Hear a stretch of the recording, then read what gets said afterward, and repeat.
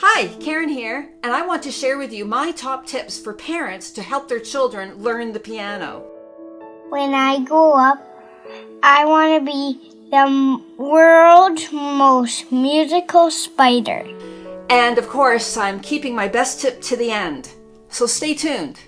My name is Lucas, I am a spider. I want to sing you a wonderful song. Now, what qualifies me to do this?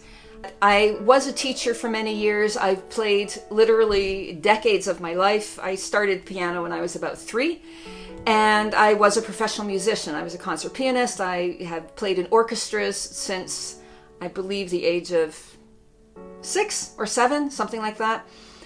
So music has always been a very, very important part of my life. But I did learn when I was teaching that there were some really fundamental things that parents should do and shouldn't do to encourage their children to also learn the piano. And also too, I am a parent of children that went through the music lesson thing. There were some successes, some maybe not as successful as maybe they wanted to be, but you know what? I've been through it all. And so I can hopefully share some experience with that as well. Go ahead, sing. So the first and really important tip to remember, don't be a tiger mom. There's encouragement and support, and then there is bullying.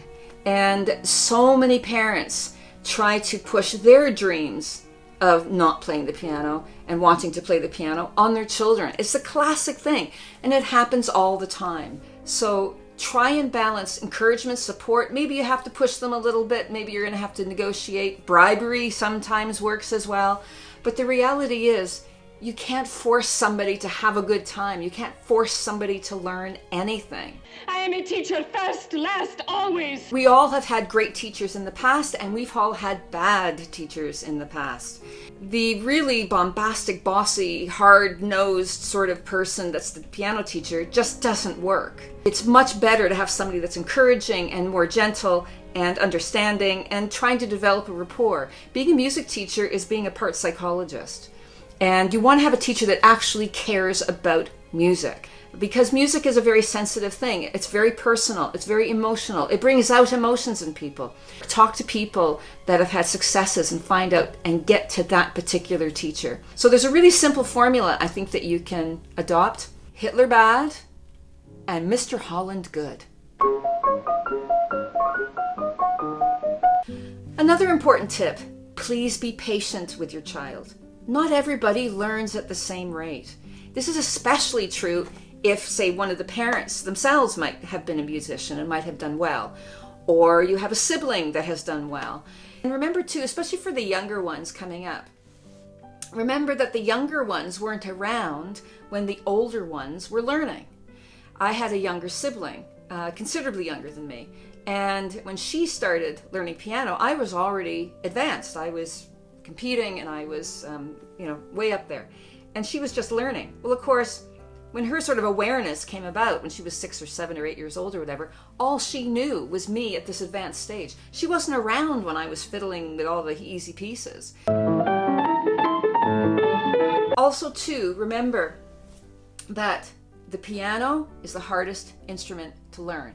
It is way harder than stringed instruments or brass instruments or woodwinds.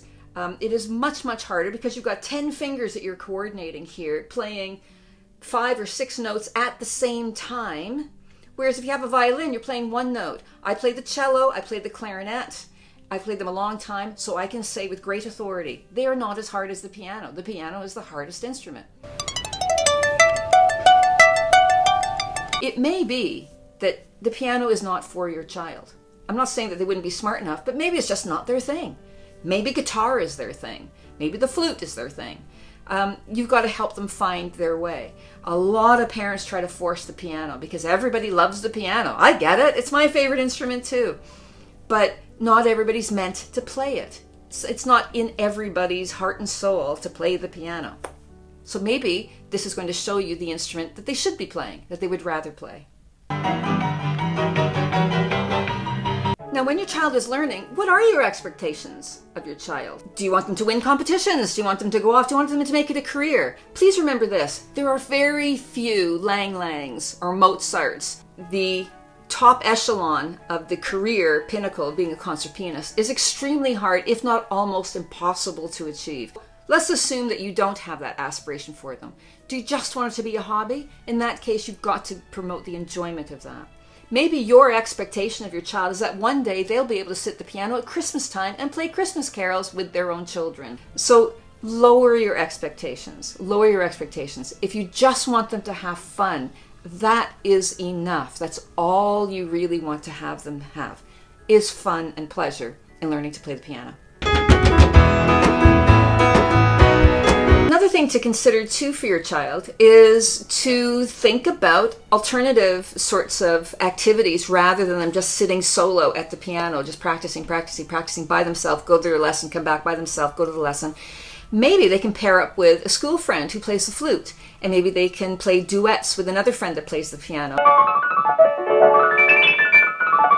I also encourage kids that are musical, that do have an interest in piano, to learn another orchestral instrument. Once you've learned the fundamentals of the piano, honestly, learning another instrument is a breeze. I'm telling you, within 6 months, even shorter, they would be able to play the clarinet or the flute well enough that they could join a small orchestra or something of that nature. And that gets them to be more sociable. And the reality is they may actually enjoy music even more doing something like that.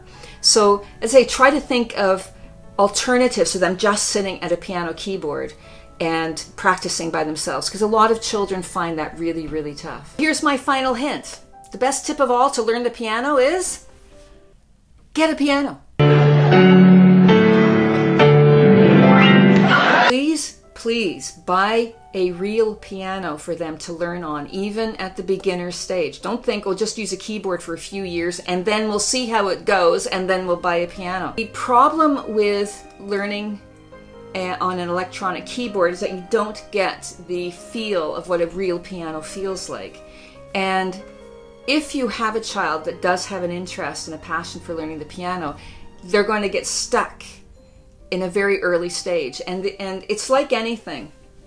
If you pick up bad habits at the very beginning, those bad habits are going to be really, really hard to break later on down the road. Even if they're going into grades 3, 4, 5, the tension that is in an electronic keyboard is very, very different than from a real piano. And they will not develop the muscles in their fingers to play piano properly. They won't be able to develop the feel. They won't be able to develop the sound. So even when they're doing these exams at these lower grades, they will not do as well as they should. And that might be discouraging for them. I'm playing all the right notes, but not necessarily in the right order. You may be thinking, I can't afford a piano. Well, the reality is that there are tons of free pianos out there. I know this for a fact because where I used to live, I was very friendly with the chap that owned the Steinway store. Well, he's still a friend of mine. And he would be turning down 10 free pianos a week, at least, sometimes even more. So I started to see if I could get nursing homes and hospitals and daycare centers and that sort of thing. I tried to coordinate that with him for a little while. You go to Gumtree, Craigslist, Kijiji, go to estate sales. Even if somebody puts in their piano and says, oh, I want £100, go look at it and say, no, I can't afford 100. Honestly, they probably just want to get rid of it. So if you pay for the piano mover to come and just take it away, that probably will be enough for them. So when you do get the free piano, you are going to have to get it tuned. And I can say that to tune this grand piano, I think it costs, I can't actually remember totally, I should know this. I think it's £50. To tune a little upright would be £20-25. July is a really good month to get your piano tuned, and in the UK and in North America, because that's when the climate changes quite a bit. In the UK, because of all the moisture in the air, it's fabulous. Pianos love the UK. If you're in North America, if you're in a dry area that has issues with humidity, if it's high in the summer and low in the winter, like where I live, you're going to have to get that tuned twice a year. Please bear in mind, if your child learns the piano, you're going to be hearing a lot of this.